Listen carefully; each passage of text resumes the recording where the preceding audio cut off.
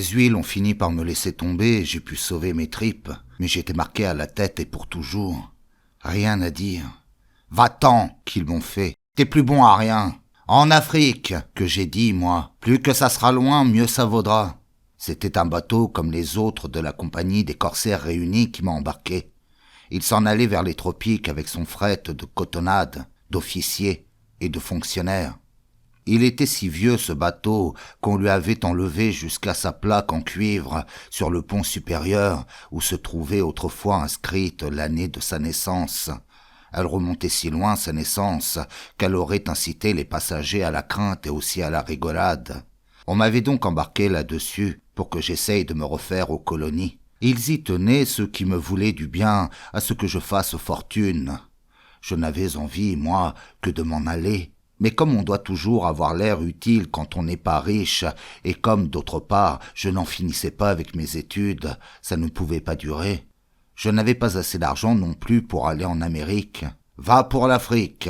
que j'ai dit alors, et je me suis laissé pousser vers les tropiques, où, m'assurait-on, il suffisait de quelque tempérance et d'une bonne conduite pour se faire tout de suite une situation.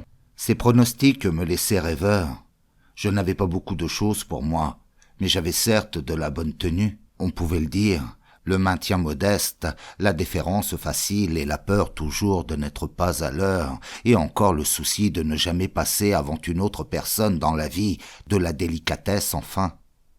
Quand on a pu s'échapper vivant d'un abattoir international en folie, c'est tout de même une référence sous le rapport du tact et de la discrétion.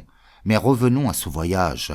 Tant que nous restâmes dans les eaux d'Europe, ça ne s'annonçait pas mal. Les passagers croupissaient, répartis dans l'ombre des entreponts, dans les WC au fumoir par petits groupes soupçonneux et nasillards. Tout ça, bien imbibé de picons et de cancans du matin au soir. On en rôtait, sommeillait et vociférait tour à tour, et semblait-il, sans jamais regretter rien de l'Europe. Notre navire avait nom, l'amiral Bragueton. Il ne devait tenir sur ses eaux tièdes que grâce à sa peinture. Tant de couches accumulées par pelure avaient fini par lui constituer une sorte de seconde coque à l'amiral Bragueton, à la manière d'un oignon. Nous voguions vers l'Afrique, la vraie, la grande, celle des insondables forêts, des miasmes délétères, des solitudes inviolées, vers les grands tyrans nègres vautrés au croisement de fleuves qui n'en finissent plus. Pour un paquet de lames-pilettes, j'allais trafiquer avec eux des ivoires longs comme ça, des oiseaux flamboyants, des esclaves mineurs. C'était promis, la vie quoi. Rien de commun avec cette Afrique décortiquée des agences et des monuments, des chemins de fer et des nougats. Ah non, nous allions, nous, la voir dans son jus, la vraie Afrique, nous, les passagers boissonnants de l'amiral Bragueton. Mais, dès après les côtes du Portugal, les choses se mirent à se gâter. Irrésistiblement, certains matins au réveil, nous fûmes comme dominés par une ambiance d'étuve infiniment tiède, inquiétante. L'eau dans les verres, la mer, l'air, les draps, notre sueur, tout, tiède, chaud. Désormais impossible la nuit, le jour, d'avoir plus rien de frais sous la main, sous le derrière, dans la gorge, sauf la glace du bar avec le whisky. Alors un vil désespoir s'est abattu sur les passagers de l'amiral Bragueton, condamnés à ne plus s'éloigner du bar, envoûtés, rivés au ventilateur, soudés aux petits morceaux de glace, échangeant menaces après cartes et regrets en cadence incohérente. Ça n'a pas traîné.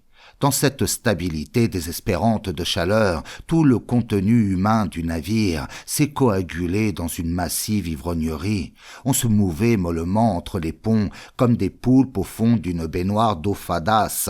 C'est depuis ce moment que nous vîmes à fleur de peau venir s'étaler l'angoissante nature des Blancs, provoquer, libérer, bien débrailler enfin leur vraie nature, tout comme à la guerre. Étuve tropicale pour instinct, tel crapauds et vipères qui viennent enfin s'épanouir au mois d'août sur les flancs fissurés des prisons. Dans le froid d'Europe, sous les grisailles pudiques du Nord, on ne fait, hors les carnages, que soupçonner la grouillante cruauté de nos frères, mais leur pourriture envahit la surface dès que les émoustille la fièvre ignoble des tropiques. C'est alors qu'on se déboutonne éperdument et que la saloperie triomphe et nous recouvre entiers. C'est l'aveu biologique. Dès que le travail et le froid ne nous astreignent plus, relâchent un moment leur étau, on peut apercevoir des blancs, ce qu'on découvre du gai rivage, une fois que la mer s'en retire, la vérité, mare lourdement puante, les crabes, la charogne et les troncs. Ainsi, le Portugal passé, tout le monde se mit sur le navire, à se libérer les instincts avec rage, l'alcool aidant, et aussi ce sentiment d'agrément intime que procure une gratuité absolue de voyage, surtout aux militaires et fonctionnaires en activité. Se sentir nourri, couché, abreuvé pour rien pendant 4 semaines consécutives, qu'on y songe, c'est assez, n'est-ce pas, en soi, pour délirer d'économie. Moi, seul payant du voyage, je fus trouvé par conséquent, dès que cette particularité fut connue, singulièrement effronté, nettement insupportable. Si j'avais eu quelque expérience des milieux coloniaux au départ de Marseille, j'aurais été compagnon indigne, à genoux, solliciter le pardon, la mansuétude de cet officier d'infanterie coloniale que je rencontrais partout, le plus élevé en grade, et m'humilier peut-être sur pour plus de sécurité aux pieds du fonctionnaire le plus ancien. Peut-être alors ces passagers fantastiques m'auraient-ils toléré au milieu d'eux sans dommage, mais, ignorant, mon inconsciente prétention de respirer autour d'eux faillit bien me coûter la vie. On n'est jamais assez craintif. Grâce à certaines habiletés, je ne perdis que ce qu'il me restait d'amour-propre. Et voici comment les choses se passèrent. Quelque temps après les îles Canaries, j'appris d'un garçon de cabine qu'on s'accordait à me trouver poseur, voire insolent, qu'on me soupçonnait de maquereautage en même temps que de pédérastie, d'être même un peu cocaïnomane, mais cela à titre accessoire. Puis l'idée fit son chemin que je devais fuir la France devant les conséquences de certains forfaits parmi les plus graves. Je n'étais cependant qu'au début de mes épreuves.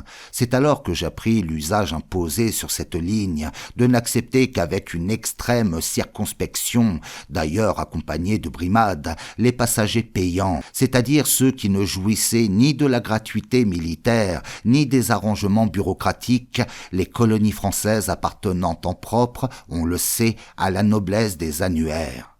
Il n'existe après tout que bien peu de raisons valables pour un civil inconnu de s'aventurer de ses côtés. Espion, suspect, on trouva 1000 raisons pour me toiser de travers.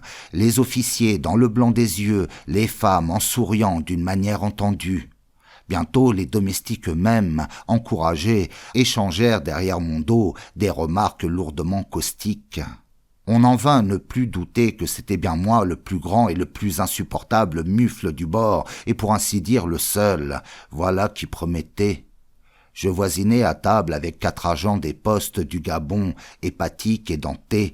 Familiers et cordiaux dans le début de la traversée, ils ne m'adressèrent ensuite plus un traître mot. C'est-à-dire que je fus placé d'un tacite accord au régime de la surveillance commune. Je ne sortais plus de ma cabine qu'avec d'infinies précautions. L'air tellement cuit nous pesait sur la peau à la manière d'un solide. À poil, verrou tiré, je ne bougeais plus et j'essayais d'imaginer quel plan les diaboliques passagers avaient pu concevoir pour me perdre. Je ne connaissais personne à bord et cependant chacun semblait me reconnaître. Mon signalement devait être devenu précis, instantané dans leur esprit, comme celui du criminel célèbre qu'on publie dans les journaux. Je tenais, sans le vouloir, le rôle de l'indispensable infâme et répugnant saligot, honte du genre humain qu'on signale partout au long des siècles, dont tout le monde a entendu parler, ainsi que du diable et du bon Dieu, mais qui demeure toujours si divers, si fuyant, quant à terre et dans la vie, insaisissable en somme. Il avait fallu pour l'isoler enfin, le saligot, l'identifier, le tenir, les circonstances exceptionnelles qu'on ne rencontrait que sur ce bord étroit. Une véritable réjouissance générale et morale s'annonçait à bord de l'amiral Bragueton. L'immonde n'échapperait pas à son sort. C'était moi. À lui seul, cet événement valait tout le voyage. Reclus parmi ses ennemis spontanés, je tâchais tant bien que mal de les identifier sans qu'ils s'en aperçussent. Pour y parvenir, je les épiais impunément, le matin surtout, par le hublot de ma cabine.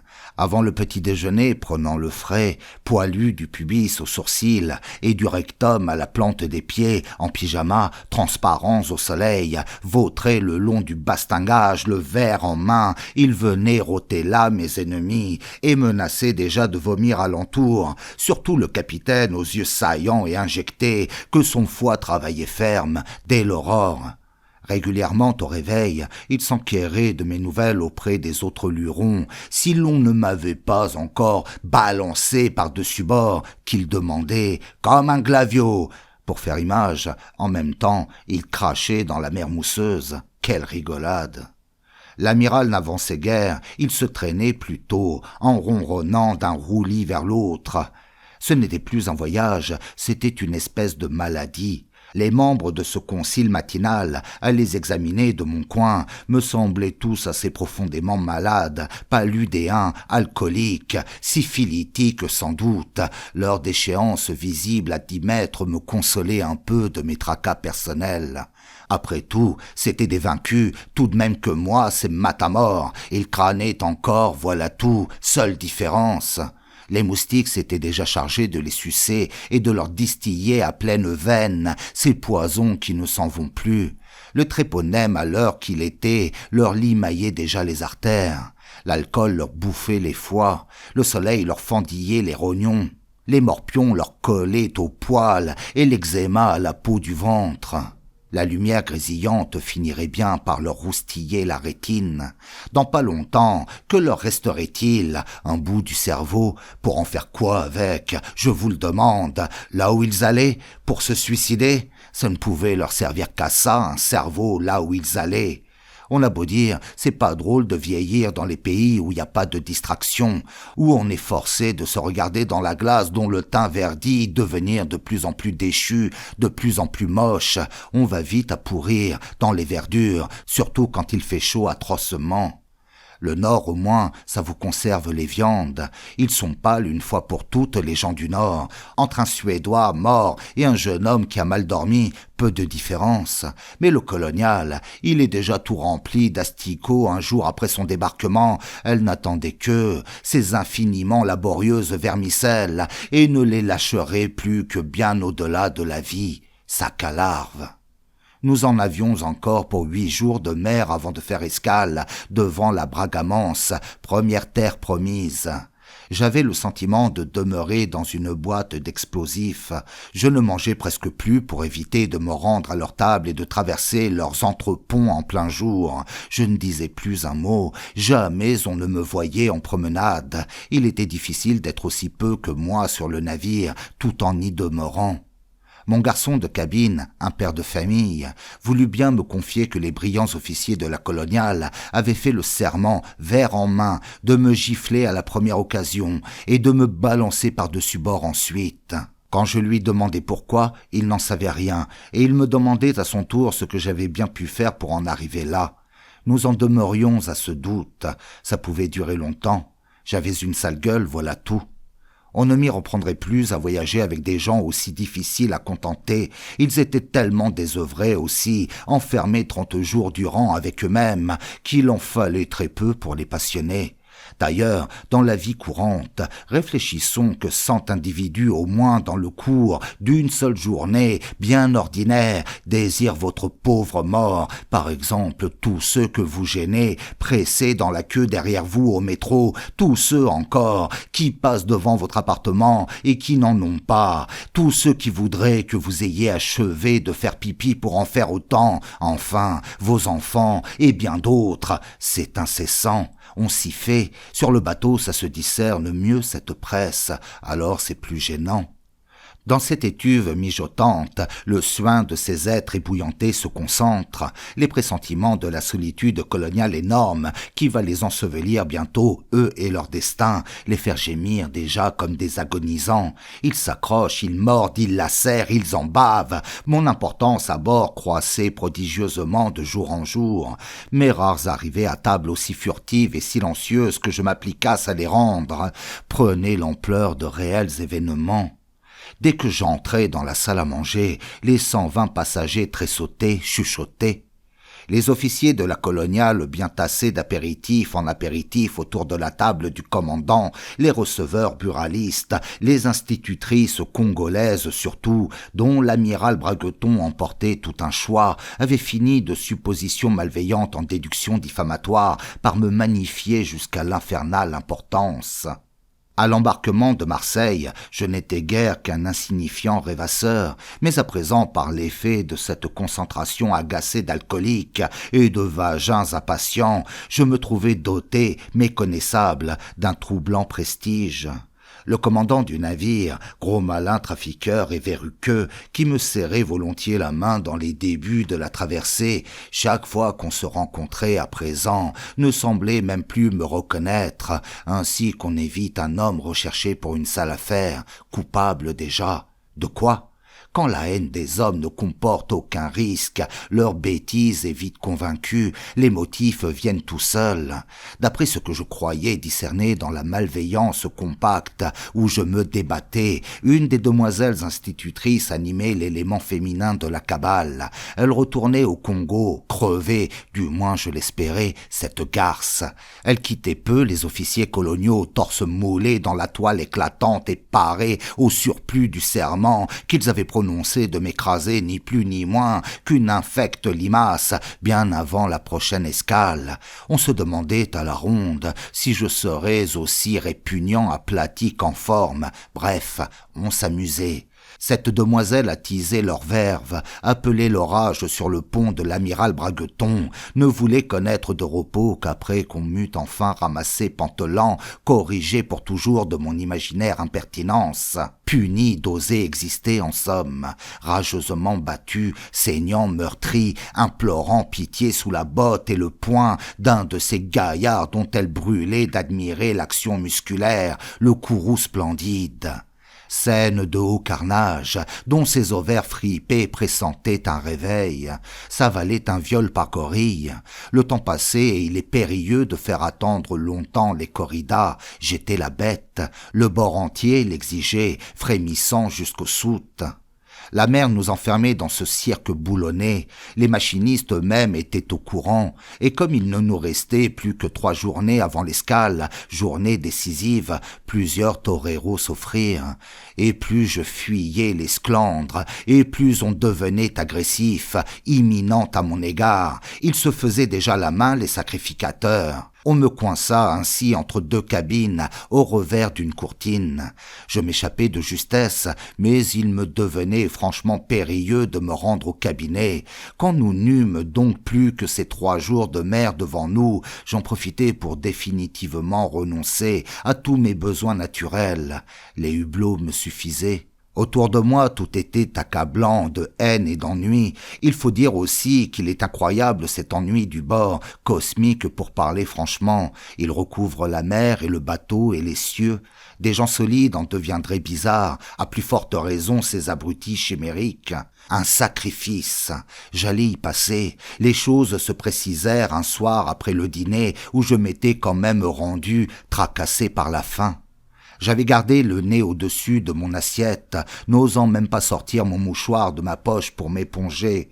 Nul ne fut à bouffer jamais plus discret que moi. Des machines vous montaient, assis sous le derrière, une vibration incessante et menue. Mes voisins de table devaient être au courant de ce qu'on avait décidé à mon égard, car ils se mirent, à ma surprise, à me parler librement et complaisamment de duels et d'estocades, à me poser des questions. À ce moment aussi, l'institutrice du Congo, celle qui avait l'haleine si forte, se dirigea vers le salon. J'eus le temps de remarquer qu'elle portait une robe en guipure de grand apparat et se rendait au piano avec une sorte de hâte crispée pour jouer, si l'on peut dire, certains airs dont elle escamotait toutes les finales. L'ambiance devint intensément nerveuse et furtive. Je ne fis qu'un bond pour aller me réfugier dans ma cabine. Je l'avais presque atteinte quand un des capitaines de la coloniale, le plus bombé, le plus musclé de tous, me barra net le chemin, sans violence, mais fermement. « Montons sur le pont », m'enjoignit-il. Nous y fûmes en quelques pas. Pour la circonstance, il portait son képi le mieux doré. Il s'était boutonné entièrement du col à la braguette, ce qu'il n'avait pas fait depuis notre départ. Nous étions donc en pleine cérémonie dramatique. Je n'en menais pas large, le cœur battant à hauteur du nombril. Ce préambule, cette impeccabilité anormale, me fit présager une exécution lente et douloureuse. Cet homme me faisait l'effet d'un morceau de la guerre qu'on aurait remis brusquement devant ma route, entêté, coincé, assassin. Derrière lui, me bouclant la porte de l'entrepont, se dressaient en même temps 4 officiers subalternes, attentifs à l'extrême, escorte de la fatalité. Donc, plus moyen de fuir. Cette interpellation avait dû être minutieusement réglée. « Monsieur, vous avez devant vous le capitaine Frémison des troupes coloniales. Au nom de mes camarades et des passagers de ce bateau, justement indignés par votre inqualifiable conduite, j'ai l'honneur de vous demander raison. Certains propos que vous avez tenus à notre sujet depuis votre départ de Marseille sont inacceptables. Voici le moment, monsieur, d'articuler bien haut vos griefs, de proclamer ce que vous racontez honteusement tout bas depuis 21 jours, de nous dire enfin ce que vous pensez. » Je ressentis en entendant ces mots un immense soulagement. J'avais redouté quelque mise à mort imparable, mais il m'offrait, puisqu'il parlait, le capitaine, une manière de leur échapper. Je me ruai vers cette aubaine. Toute possibilité de l'acheter devient une magnifique espérance à qui s'y connaît. C'est mon avis. Il ne faut jamais se montrer difficile sur le moyen de se sauver de l'étripade, ni perdre son temps non plus à rechercher les raisons d'une persécution dont on est l'objet. Y échapper suffit aux sages. « Capitaine !» lui répondis-je avec toute la voix convaincue dont j'étais capable dans le moment. Quelle extraordinaire erreur vous alliez commettre, vous, moi. Comment me prêter à moi les sentiments d'une semblable perfidie? C'est trop d'injustice en vérité. J'en ferai, capitaine, une maladie. Comment? Moi, hier encore défenseur de notre chère patrie, moi dont le sang s'est mêlé au vôtre pendant des années au cours d'inoubliables batailles. De quelle injustice alliez-vous m'accabler, capitaine? Puis, m'adressant au groupe entier, de quelle abominable médisance, messieurs, êtes-vous devenus les victimes? Allez jusqu'à penser que moi, votre frère en somme, je m'entêtais à répandre d'immondes calomnies sur le compte d'héroïques officiers? C'est trop, vraiment c'est trop. Et cela au moment même où ils s'apprêtent, ces braves, ces incomparables braves, à reprendre, avec quel courage, la garde sacrée de notre immortel empire colonial, poursuivis-je.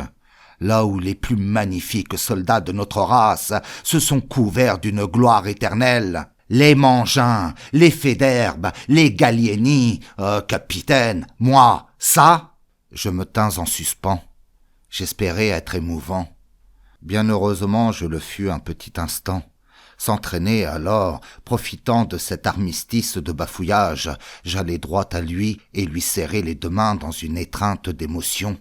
J'étais un peu tranquille, ayant ses mains enfermées dans les miennes. Tout en les lui tenant, je continuais à m'expliquer avec volubilité, et tout en lui donnant 1000 fois raison. Je l'assurais que tout était à reprendre entre nous, et par le bon bout cette fois. que ma naturelle et stupide timidité seule se trouvait à l'origine de cette fantastique méprise, que ma conduite, certes, aurait pu être interprétée comme un inconcevable dédain par ce groupe de passagers et de passagères, héros et charmeurs mélangés, providentielle réunion de grands caractères et de talents, sans oublier les dames incomparables musiciennes, ces ornements du bord. Tout en faisant largement amende honorable, je sollicitais pour conclure qu'on m'admisse sans essursoir et sans restriction aucune au sein de leur joyeux groupe patriotique et fraternel, où je tenais, dès ce moment et pour toujours, à faire très aimable figure. Sans lui lâcher les mains, bien entendu, je redoublais d'éloquence. Tant que le militaire ne tue pas, c'est un enfant. On l'amuse aisément. N'ayant pas l'habitude de penser, dès qu'on lui parle, il est forcé pour essayer de vous comprendre, de se résoudre à des efforts accablants. Le capitaine Frémison ne me tuait pas, il n'était pas en train de boire non plus, il ne faisait rien avec ses mains, ni avec ses pieds, il essayait seulement de penser. C'était énormément trop pour lui, au fond je le tenais par la tête. Graduellement, pendant que durait cette épreuve d'humiliation, je sentais mon amour-propre déjà prêt à me quitter, s'estomper encore davantage, et puis me lâcher, m'abandonner tout à fait, pour ainsi dire officiellement.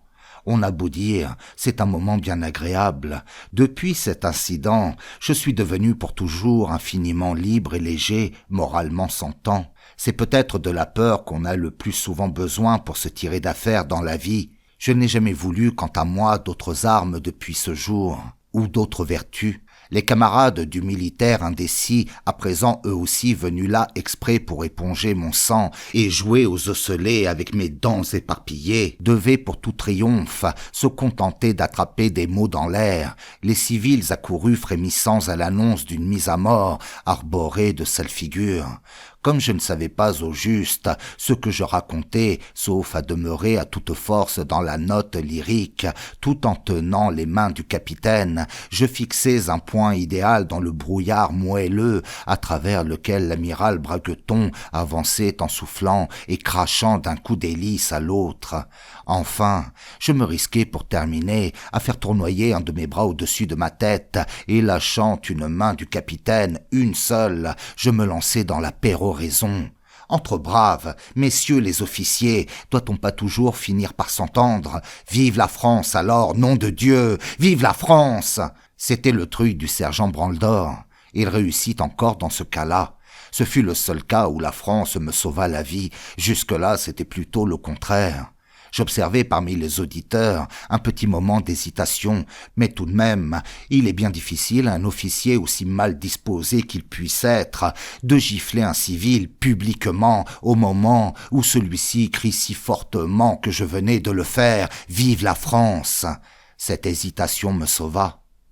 J'empoignai 2 bras au hasard dans le groupe des officiers et invitai tout le monde à venir se régaler au bar à ma santé et à notre réconciliation.